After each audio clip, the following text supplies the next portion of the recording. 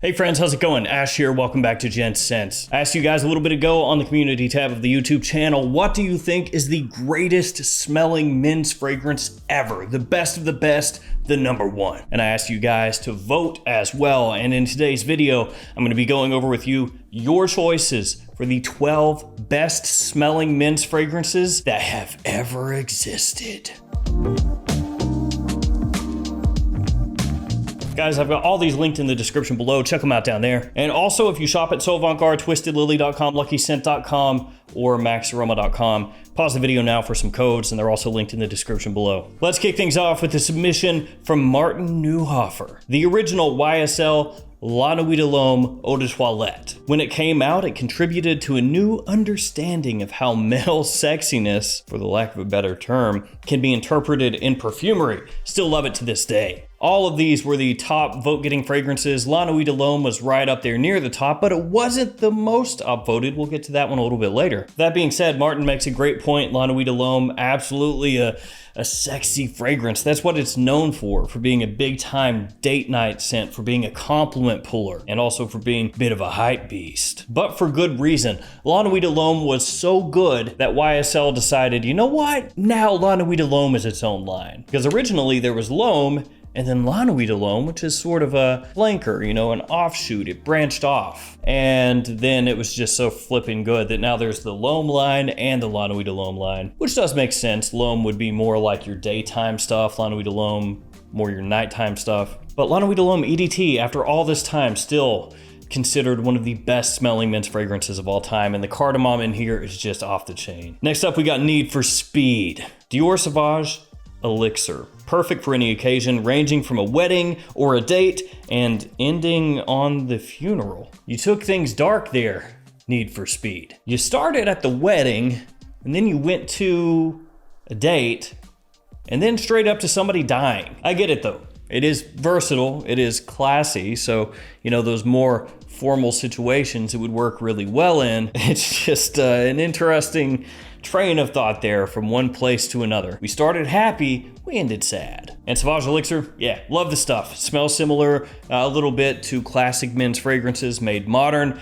I think it is a stunning scent and it has amazing performance, which is good because it's super costly and comes in a tiny bottle. Unless you buy the larger size bottle and decide to take out a second mortgage on your house to afford it. But yeah, Sauvage Elixir is good stuff. Then we got one from Common Sense Reviews, who has a YouTube channel where he reviews fragrances. I took a look at it, so go show him some love. Prada Lunarosa Black. It's the perfect date night fragrance, and something about it keeps me coming back despite all these new releases and flankers of designer fragrances coming out. The powdery and vanillic vibes are the best. You guys already know I love Lunarosa Black. I think it smells awesome. It's very unique compared to what else is on the market in terms of designer fragrances right now. An awesome smelling date night fragrance. It's really sexy, and it's something that, like Common Sense says, keeps me coming back. So Prada Lunarosa Black, yeah, give this one a big thumbs up. Even though Prada is kind of taking Lunarosa down the ocean path right now and not so much the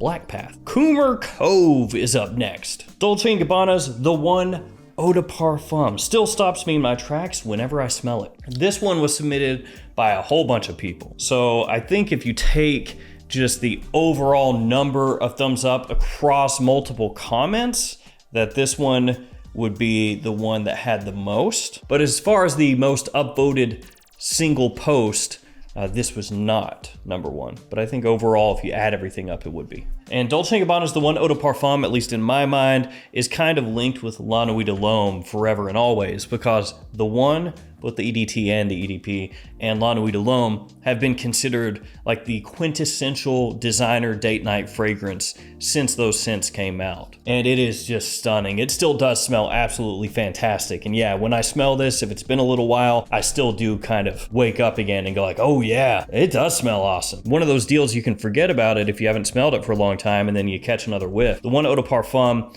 a really sweet, sexy, spicy fragrance, nice tobacco note in there as well. Just top-notch stuff. Then we got one from Wayland Nelson, who says, Acqua de Joe, still a top seller after all the years and many flankers for a reason. It's straight fire. Acqua de Joe, another one that got a ton of mentions, but it was broken out amongst all the different flankers. So some people were saying the original Acqua di Gio. Other people were saying Acqua di Gio Profondo. Other people saying Acqua di Gio Profumo. And actually Acqua di Gio Absolute got a decent amount of love too. So the line of Acqua di Gio got the most upvotes, but spread out amongst a whole bunch of different fragrances in the line. And Wayland is correct. Just as far as success, you can't deny Acqua di Gio. How many millions and millions and millions of dollars has that made for Giorgio Armani? Just crazy amounts. Now, the original Acqua di Gio, maybe you would think is a little played out nowadays, and you would go with one of the more modern flankers, which again, a lot of those did get love. But this guy right here is still a top 10 best-selling fragrance in the US year over year. Very fresh, clean, aquatic with a nice citrus touch and a good amount of florals. Acqua di Gio still gets the job done. Garfield GG is up next.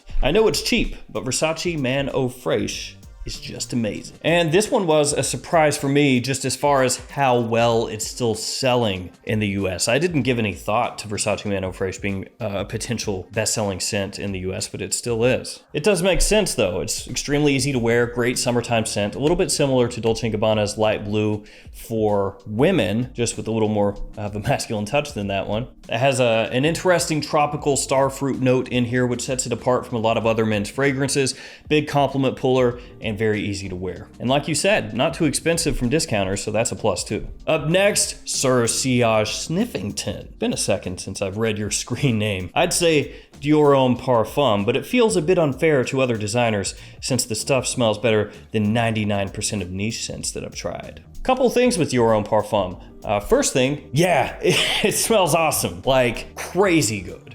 Second thing, it is really hard to find in the US, unless you want to pay an arm and a leg. Oh yeah, that's friggin'. Of course, it has iris in here. It's got a great leather note that really takes it to the next level. Performance is out of control. And I would also say, in regard to niche fragrances, that I think with a lot of niche scents as time has gone on, that a bunch of those releases, the new niche fragrances, they just start to run together. There are absolutely still amazing niche fragrances coming out. To be fair, there are really good designer fragrances coming out too, but a whole lot of like the rose, oud, saffron scents, or the plays on a common DNA scents that are coming out on the niche side of things, they start to run together, a lot of them. So while it's definitely a vote of confidence for you to say Dior Homme Parfum is better than 99% of niche fragrances on the whole, because there are so many new ones coming out and a lot of them are kind of is not quite what it used to be, or at least that's how it feels to me. But there still are some absolutely stunning,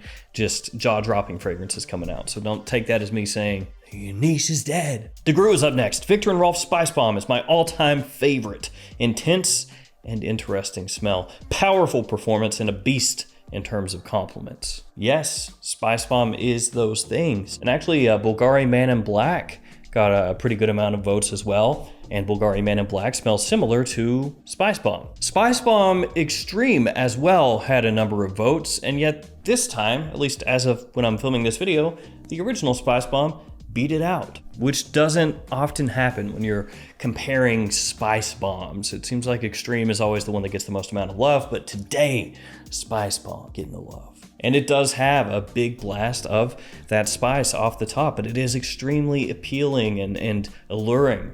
Wonderful fall and wintertime fragrance. James Epler up next, who says, Tom Ford Ombre Leather Eau de Parfum. My first love. That light sweetness with the rich leather is an all-timer for me.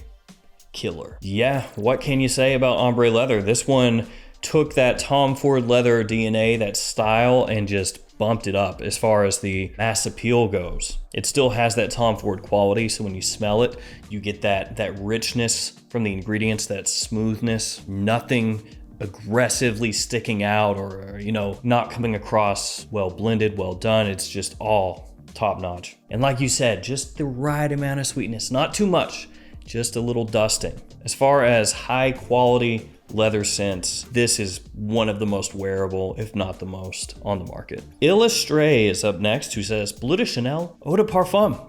What a surprise seeing you here. The scent got me into fragrances and is still my favorite scent to this day. Bleu de Chanel EDP is almost like the, at this point, the godfather or something of blue fragrances. And it makes sense why, because it's just so good at everything. You can try to pick stuff apart with it, but most people are gonna be like, really, dude?